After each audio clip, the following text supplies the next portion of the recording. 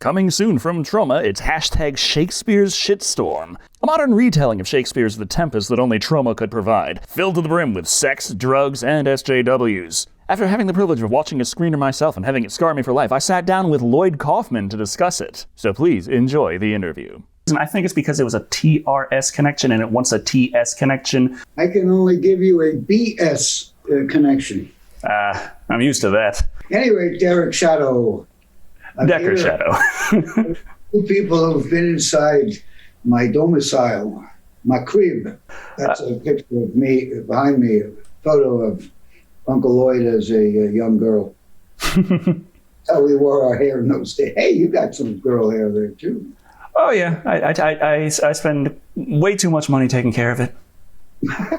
Where are you? Down in Texas. Oh, where? Southeast. Because I'm heading down your way. Oh yeah, you're heading to Dallas soon, right? Dallas, Lubbock, one or two other places, and Oklahoma City, because everything's up to date. Yeah, I'm down in Orange County. It's the little tiny middle of nowhere right on the border of Louisiana. Well, if there are any theaters that would like to play hashtag Shakespeare Shitstorm, Derek, the commissioner, my wife, the commissioner and I will come there and present the film, or we can just send the film. You be the moderator of the Q&A and all that stuff. Right? That would be something. I have a lot more Q's after watching it than A's. Well, anyway, find us a theater. It'd be interesting to see it in a different than Manhattan, New York, environ. I'm not so sure my little town would be able to appreciate everything on display in Shakespeare's Shitstorm, because it is a wonderful little combination of the two extremes of the human condition. The high intellectual poetry, deep thoughts and morality, and what is life, and what does it all mean? And when you break it all down, it's a lot of bodily fluids. Well, hey, Shakespeare had used real meat and things for special effects. I didn't do that. We not anyway. 20, 30 years, we just use fake vegetables and things. We don't use any animal products. That does bring up one thing I was wondering, because I guess I should have expected it with a title like hashtag Shakespeare's Shitstorm.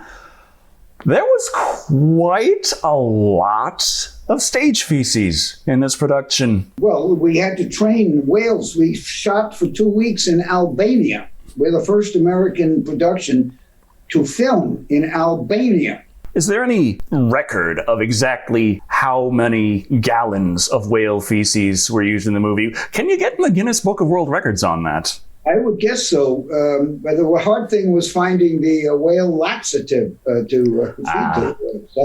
You can only get that in Albania. Another aspect in Shakespeare's Shitstorm with the hashtag, the social media element, the social justice warriors, and the way they're presented as, one thing that is quite common is people who really have not had much hardship in their lives, and they're latching onto something to have to fight for. And that's something that kind of stuck out at me, because my origin is like one step away from feral. I was born in the woods. I did not have the greatest childhood.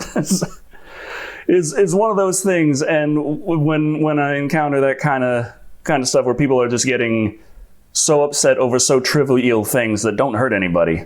Yeah, well, people are trying to make their bones by squashing people like me, and luckily I have a very small following, but loyal and vicious. Troma is a way of life, and you don't fuck with Troma. There's whole armies out there on the internet looking to just annihilate anyone for any slight misdeed, no matter how long ago. Any perceived misdeed. That's exactly where my brilliant strategy of painting myself into a corner with absolutely nothing. How many times I've been canceled several times by in one time by a couple of third-rate what the hell was the guy? Third-rate podcasters, absolute assholes. Yeah, that's one of the things when I was watching the movie. As I am a YouTuber, I rip apart movies as a living. It's just what I do. I try and be honest about it. I try and be on point. I mess up sometimes, but I'm always looking at it like, okay, how am I going to present this on YouTube? That's how I watch movies. And a lot of that these days is how am I going to edit around everything that YouTube does not want me to show, that YouTube says should not be on their platform. And the whole time I'm watching Shakespeare's Shitstorm, I'm like, okay, I'm going to have to zoom in on this guy's nostril. Like... I'm going to have to cut everything else around it out. There's just a lot of things that are way too hot for YouTube these days. I'll tell you something. YouTube has a algorithm that fucks you and oh yeah, a lot more slack to the mainstream blood and guts and sex and. Oh yeah, that's always fun. I am anticipating after this interview alone, my channel is just going to suddenly have 20% less views, and I have no idea why. No way! You're going to get every fucked up person in the world. Every Shakespearean. Hey, we just had a sneak preview in Philadelphia. There were like 6 Shakespearean professors in the audience. All sorts of interesting Shakespearean club, and of course also the Troma. The place was full, and the other half was sort of Troma people with bones in their noses and tattoos of me and next to their balls and that kind of stuff. Well, yeah, as this is an adaptation of The Tempest, there are some differences, a couple, between The Tempest and #Shakespeare's Shitstorm. Well, what would you say, what do you see as the differences? I mean, really? Well, the romance between Ferdinand and Miranda in The Tempest was something that Prospero was trying to set up. But in Shakespeare's Shitstorm, that's something that comes around, and it's more of a monkey wrench in Prospero's attempts to get revenge. Well, you hit it. You nailed it, buddy. That was absolutely, I think, the biggest difference. But there were plenty of others. Like we didn't use iambic pentameter as much in #Shakespeare's Shitstorm as we did in Romeo and Juliet, which is basically for James Gunn. It's all in iambic pentameter. James Gunn still is pissed off about that. But that does make at least 2 Troma films that have very heavily adapted Shakespeare. Is there that much of a big crossover between fans of performing arts and scatological humor? Well, the Museum of the Moving Image in New York City is going to premiere #Shakespeare's Shitstorm. The Museum of Modern Art in New York City premiered Return to Newcomb High, and the another museum in New York, the Museum of the Moving Image premiered Return to Newcomb High, the second half of the Return to Newcomb High 2 volumes, like Kill Bill. Yeah, and in terms of more Shakespearean plays to be adapted for Troma, I think that Titus Andronicus could be one. You're right. That's a great. But Julie Taymor did such a good job with it. I don't think I'd go there. It needs more feces, though. The Tempest is my favorite Shakespearean play, and I really think that Prospero's spirit was in me. It really resounded, and it's about the loss of power. Prospero gets kicked out of his kingdom, whatever you call it. I go further and further, pushed down into the underground. Tempest is about magic. Prospero is a magician. In a way, I am a magician. I make movies. What could be more magical? Right. Actually, anything could be more magical than a Troma movie, but let's say that's true. A monster. Tempest has a monster. Tempest has a fairy. Tempest has romance. I mean, Tempest is, and the Revel speech. I think the Revel speech is my favorite. As I get older and older and older, I get more and more moved by the Revel speech. That does remind me, though. I absolutely loved the character of Ariel in Shakespeare's Shitstorm. I might be a little biased. I'm pretty sure you did not know this at the time, but I am engaged to a wonderful woman in a wheelchair who can't quite talk. Wow. Well, Amanda Flowers is such a talented actor, and I believe Ariel gets her way with the captain of the ship. Oh, yeah, using the power of muscular dystrophy. What is it that you, Derek, like about Troma, if anything? Why does it interest you? Why are you willing to promote a movie with mucho vomit, duty? What is it about Troma that brings you to the, to be interested, like a moth to the flame? Well, there's a thing about Troma. It's really not about the vomit or the gore or the decapitations or the songs even, or the fecal matter or the sex. It's about the heart. It sounds corny as hell, but you can tell when the people behind the cameras and in front of them really care about what they're making, really love what they're doing. And Troma has that like no other studio I've seen. Troma can throw as much disgusting stuff at my face as possible. I'm really not the biggest fan of the scat stuff, honestly. I swear. It's just a coincidence. But I'll always have a smile on my face. And the woman who played Miranda, she has a fantastic sense of comedic timing. You said it. Kate McGarrigle, she's brilliant. I interviewed hundreds of people for the part, and she must have had 12 auditions at least. And she had the guts to be naked. And she's hilarious. She gets it. She gets it. She's wonderful. I agree with you. She's brilliant. I hope she keeps going. She has a really standout role, and not just for the topless masturbation scene. I was checking her IMDb page, trying to see what else she's worked on, and I seen like not too many, but not too little. Well, that's a Troma. Whereas 50 years ago when we began, the audition with a little bit of nudity was you thought you would be on the Mayflower in 1620.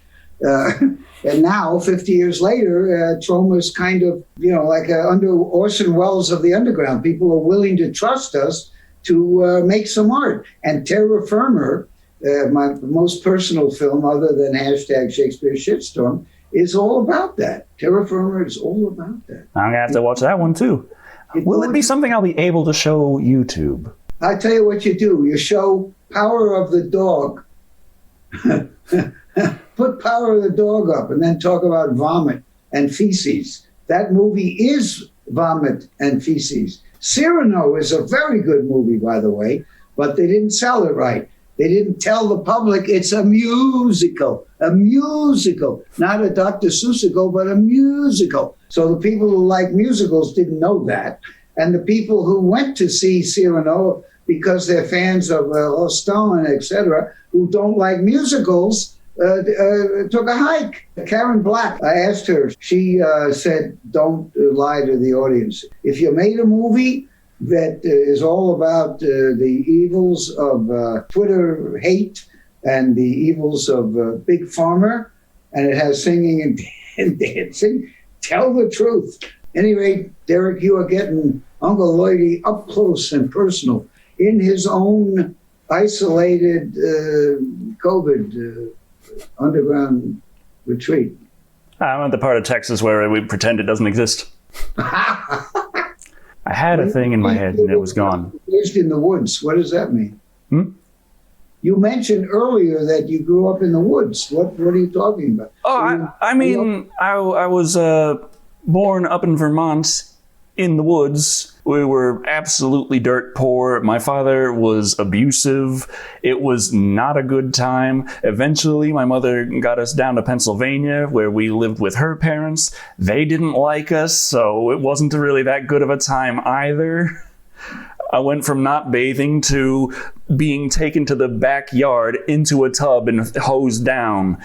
It's an improvement, but Oh, my. Everything just wasn't really working out so good, and I decided I gotta get the hell out of here. And my first opportunity that came up to go far enough away that I knew they were not going to follow was Texas. Whew. Wow, would you have a book? You've got a book in you, or a movie or both. I got some stories to tell. Yeah, look at you. Look how well informed you are and how articulate you are. It sounds like you did it on your own, so bravo. I mean, really. Not bad for a high school dropout. Yeah, exactly. Not bad. And you get the Troma thing. I mean, seriously, Michael Hertz and I both are well educated, and he's a lawyer too. And you get it. A lot of these idiots who claim to be critics, they don't get it. For me, I try and find an entertaining way of describing movies. I do nitpick at times, but I don't go out of my way to be an asshole about it. I feel like I might have done that on some of my older videos, but I'm not proud. Got about 25,000, or no, 20,000, 25,000 followers, at least on the YouTube channel. 181,000, actually. Huh? 181,000. Oh my God, 181,000. That's like a city. That's like a big city. But I'm getting about the amount of views I did when I had 25,000, so I understand the confusion. Well, where did I get 25,000? I must have looked at an old YouTube. Let me see. How many views does the Poultrygeist review have? No, that has 160,000 views. Poultrygeist? Yeah, the Poultrygeist review. Have that many people seeing the movie. It's clearly you. In spite of the movie, you got 100 billion views. That's terrific. I could not show the bathroom scene on YouTube. Even back then, even 6 years ago, when YouTube was a little more lenient about these things.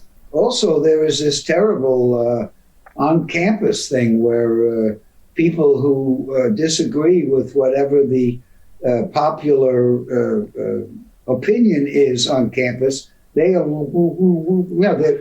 afraid. In fact, today's New York Times, today is March 9th, today's New York Times has an op-ed piece by a woman from University of Virginia, a senior, and she says that they have to close their door when they're talking about certain subjects. If they're talking about Mark Twain, they got to close the door because Mark Twain is no longer woke. They have to close. So what the fuck? Now, I tweeted at her, and I suggested that maybe Troma could help her because she's on some kind of committee to free speech or whatever. So it'll be interesting to see if I get a response, or if she's just another New York Times vassal. Let's see. You got it first, Derek. This is exclusive to you. I hate to point this out, but my name's not Derek. Oh, fuck. What is it? Slow-mo. Isn't it Derek Show? Decker Shado. Oh, Decker. I'm sorry. Decker. Sorry. I took a lot of acid in the 60s. Oh, one more question that has been bothering me. Because watched Shakespeare's Shitstorm, tried to understand it as best I could, did a little research behind it, went to the IMDb page, says that it's a 2020 movie. Hashtag Shakespeare's Shitstorm. Hashtag Shakespeare's Shitstorm. Very important. Hashtag. Let's see, 2020, maybe it is, but the theaters were closed. So now we have New York opening, and here we go. Okay. Why? What was the question? I might have just what kind of difficulties the movie likely has had in releasing? Yes, very good, great difficulties. Fantasia in Montreal, as we say in French, they had a huge success with it, but they tried to get mainstream media to talk about it, and they wouldn't do it because of the shitstorm, and I didn't want to change the title. And we submitted the movie to many film festivals, got turned down for everything. Even the Salem, Massachusetts Film Festival, where I guess they worship the burning of women and the drowning of women and the torturing of women. And the word shitstorm was too much for Salem. We got to have some standards here. That festival, if they would have taken hashtag Shakespeare, I didn't even send it. the woman asked for me to do it. Anyway, who cares? So that's a problem. And obviously, why should we change the title? If the museum wants us to change the title, I feel bad because, children, families, and all that. But that's it. I ain't changing no titles for nobody. So, yes, hashtag Shakespeare. Right. So, hashtag Shakespeare's Shitstorm should be coming out soonish? April 8th in New York City, Museum of the Moving Image, and then April 8th through 14th at Cinema Village, April 8th through 14th at the Film Noir. And I do believe that it might be going into Radio City Music Hall. I'm not sure about that, so please check out my Instagram or my at Lloyd Kaufman Twitter or at Uncle Lloyd Instagram. Or maybe it's Uncle Lloydie, I don't remember. Been kicked off so many times. Okay. Anyway, thank you, Derek. Derek Shado. Thank you all for watching. I have been Decker Shado. This has been Lloyd Kaufman. And remember, hashtag Shakespeare's Shitstorm. You gotta share it because it seems no one else is gonna. Ain't that the truth?